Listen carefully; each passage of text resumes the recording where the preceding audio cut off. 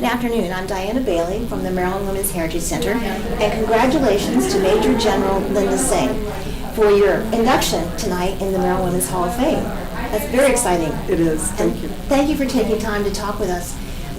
It's not every day I get to meet a Major General, so please tell me how you got into this career. Tell me about yourself as it relates to your military career and your leadership in the military. Absolutely. So I never intended on joining the military when I was growing up. I really didn't know a lot about the military. And what got me into this is that I happened to be working in the mall in Frederick, Maryland. And at the time I was homeless. So I was kind of sleeping here and there. I had already quit school. And because I was trying to take care of myself. How old were you then, may I ask? I was 16 at the time, and I happened to run across a Maryland National Guard recruiting booth, and I started talking to them. I don't know what made me stop, but it was just one of those things. And the next thing I knew is that I was taking the test and signing papers. And I think what was very interesting is that even though I had quit school, I was an honor roll student, so I scored very well on the ASVAB test and was able to kind of pick my field. But I think what was exciting to me is I knew that I needed to get away, and I knew that I needed something to kind of give me that push start. May I ask what year that was? That was approximately? It was in 1981. So what was the National Guard? What did it look like then for other members of the National Guard in Frederick, Maryland at that time? So the National Guard at that time was very male-oriented, so there was a lot more males than females. Sure. We had our unit structure was very different. The unit that I joined out of Hagerstown, Maryland, actually had mechanized equipment, meaning it had track equipment versus wheeled vehicles. Like the rubber things that go? The rubber versus the hard track, exactly. Right, and so it was, the Maryland Guard itself was a totally different organization at that point in time. And I think that what was very interesting for me is that it was, even though I had went to basic training and I did my advanced initial training, I still was having challenges just getting back and forth to drill at that time. And so it really hasn't changed. You still have to go to drill. You still have to show up and participate. But I think that the big thing that has really changed, especially for Maryland, is the types of capabilities that we have within the state.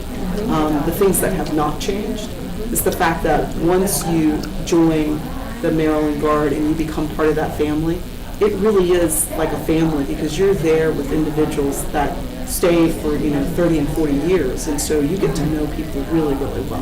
What were some of your job titles you had before you were Major General? Some of the job titles that I've had has been, I was a personnel lead, so I worked in personnel, so personnel administration. I've done clerical work, so I've been kind of a clerk typist. I actually processed security clearances at one time as part of my administration duties, so I was like the clearance processor. I've been in training as a counterintelligence specialist, so I worked in that field for a little bit because I thought that was one of the directions that I was going to go. So you had quite a career pathway. So I have quite a career pathway. I've spent time working in operations shops enlisted, really working on training schedules and looking at how do we set up our overall training for various units. And then once I became an officer, I became an ordnance officer, which is more on the maintenance side of things. And now we've kind of combined those, and we're really an overall logistics officer, so kind of a logistician. So ordnance means weaponry or that kind of equipment? Absolutely. Ordnance is weaponry. It's wheeled vehicles. It's also track vehicles. So one of the things that I got a chance to do when I went through training was to replace a power pack in a tank. And so I didn't get a chance to really do that the rest of my career, but I got a chance to do it at least in training. I would imagine, now that you're a general, and now there are more women in the National Guard, particularly younger women, what kind of messages or how are you, obviously you're a role model to them because of your rank, but what are some of the things that you've done to support both the women and the men, but also particularly to to help the women that are there earn their stripes or their ranks? Right.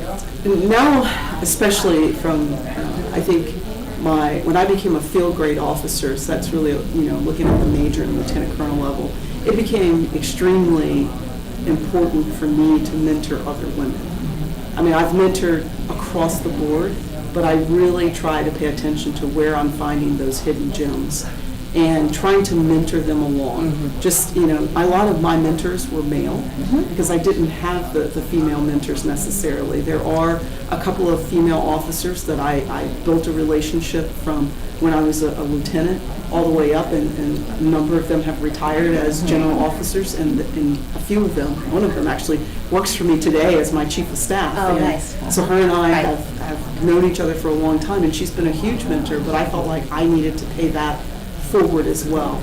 And so I really do get involved in the development of our people, and probably a little bit lower than what I probably should for a major general, but I think it's extremely important. And I will take the time out to talk with, our female soldiers or even our male soldiers about their career, because I think that it's one thing for them to know they need to go through the regular wickets, but it's another thing for them to be starting to think about, well, what does their skill set mean? How do they broaden their capability? How do they become more diverse in terms of their background? And so when I start talking to them, I start talking about diversity. And I start talking about diversity in terms of diversity of capability, diversity of thought, that means people from different backgrounds, and then diversity of people.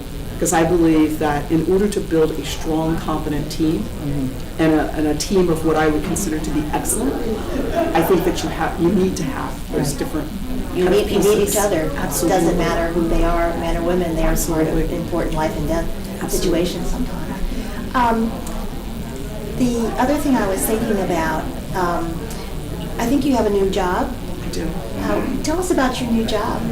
So the new job, I am the Adjutant General for Maryland, and being the Adjutant General, I am over what I consider to be my 4 pillars, and the 4 pillars are the Air National Guard, the Army National Guard, Maryland Emergency Management, as well as Maryland Defense Force, and so those are the 4 pillars that kind of make up the military department.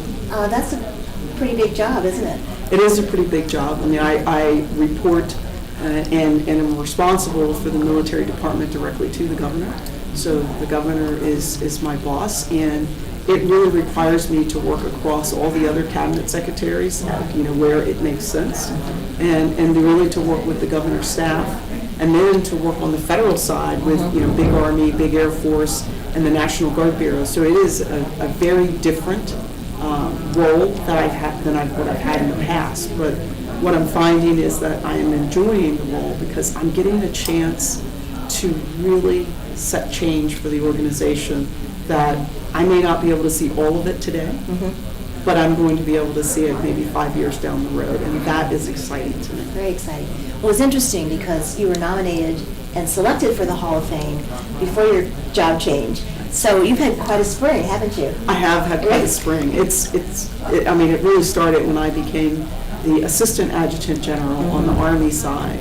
I think that the recognition started really coming my way mainly because it is a huge step. I mean, one, to make general, whether you're male or female, it's a very, very narrow field. And then 2, for it to be a female and then to be an African American female, I think it just says, leaps and bounds to the progress that we've made as women. And so that really excites me. Not so much that it's me doing this, it's really what does it mean for other women? And this really will help to set the tone for a lot of other young leaders, and that's probably the most exciting thing for me. So what would be some of those messages be to young men and women, civilian or military, as we're going into a new era in terms of seeking peace? What would you say to those younger people? Well, I think, I coach a lot of individuals, and one of the things that I always try to communicate to them is that they need to find their authentic self. I didn't understand that probably for the first half of my career, and We're all struggling with that still, right? I looked at other leaders, and I'm like, I want to be like this person, and I'd see somebody else, and I'd say, I want to be like this person. You really do need to find your authentic self and what that means for you as a leader. I think what we have trouble with is, we see good leaders and we see bad leaders. What I think is interesting is that we're all good leaders, all within our own right. And I think that we need to learn what our strengths are and how do we play to those strengths. And I think that would totally change the dynamics and how we're perceived and how we're dealing with others. And so that's probably one of the things that I focus on the most, is trying to get young individuals to start understanding their authentic self first. An important message. We've been talking with Major General Linda Singh. Thank you, Major General. Thank you so much. Thank you.